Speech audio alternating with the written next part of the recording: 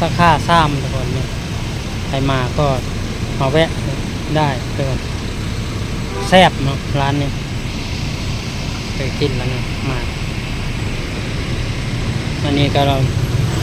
อาหารนี่มีเบอร์โทรด้วยติดต่อใครหาร้านไม่เจอนี่ทุกคนเบอร์โทรติดต่อสาขาที่3มีไรเดอร์มารับฟู้ดแพนด้ามารับรถติดเลยบ้าง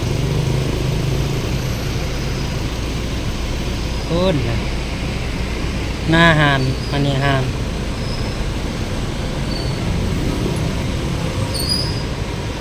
นี่พนักงาน สบายดีสบายดีค่ะ นี่พนักงานร้านนี่ล่ะ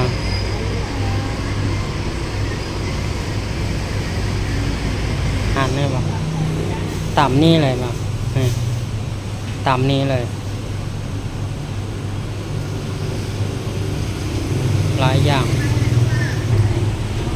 เงินให้ซากซื้อของซื้อภาคไปให้ก็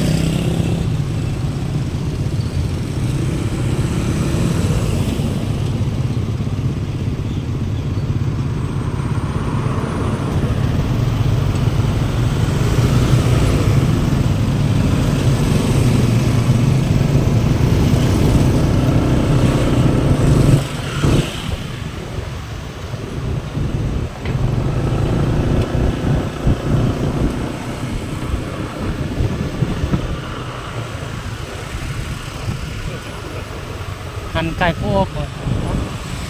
แน่นวะนี่แหละนี่ตรงนี้เลยเดี๋ยวพังมันอยู่พังเนาะ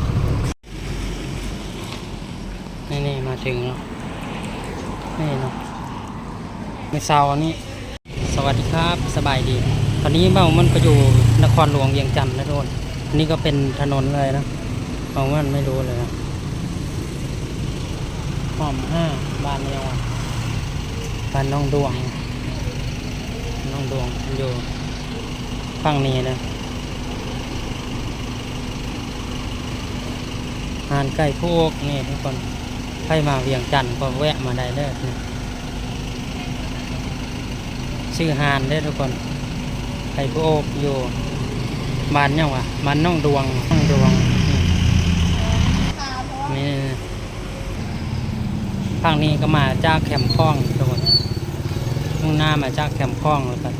ตรงนี้เป็นแยกยังเนาะเพราะพระเจ้าเอิญว่าเนี่ยได้บ่เข้าใจอยู่น้องดวงบานเนี่ยวะด้านหน้าจะเป็นแยกเนาะ4แยกน้องดวง4แยกน้องดวงครับค่อยมาเนาะอยู่ไกลนี่แหละหานชื่อหานยังหานข้าวเปียกไก่ผู้โอกเจ้าเก้าทุกคนแซ่บต้นตำก็เป็นด้านะครับรับกันวะสักค่าซ้ำทุกคนนี่ใครมาก็มาแวะได้เกินแซ่บเนาะร้านนี้เคยกินแล้วเนี่ยมาอันนี้ก็เราอาหารนี่มีเบอร์โทรด้วยติดต่อใครหาร้านไม่เจอเนี่ยทุกคนเบอร์โทรติดต่อสาขาที่3มีไรเดอร์มารับฟู้ดแพนด้ามารับ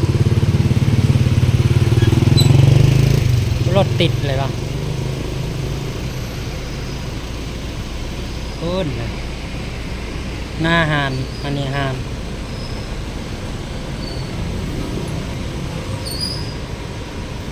นี่พนักงาน สบายดี สบายดีค่ะ นี่พนักงานร้านในร้าน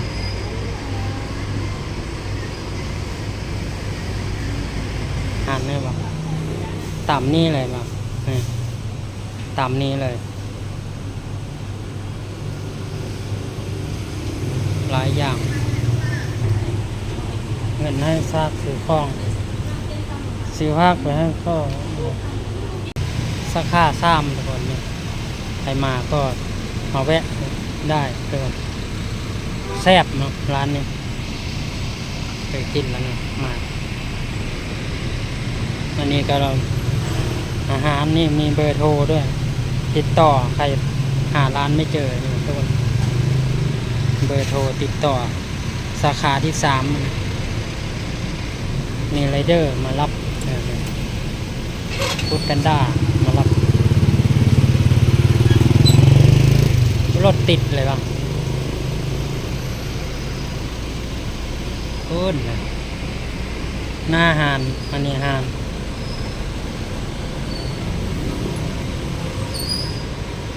นี่พนักงาน สบายดี สบายดีค่ะ นี่พนักงานร้านในร้าน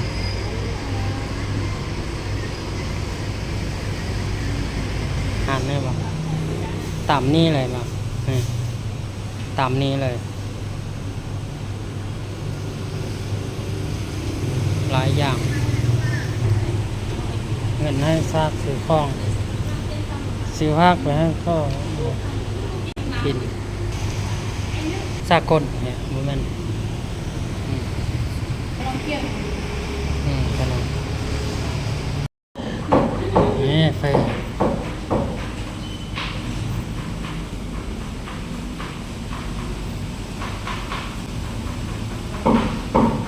าหมดเนี่ยดูกินหมดร้านนะบรรยากาศเลยเนาะ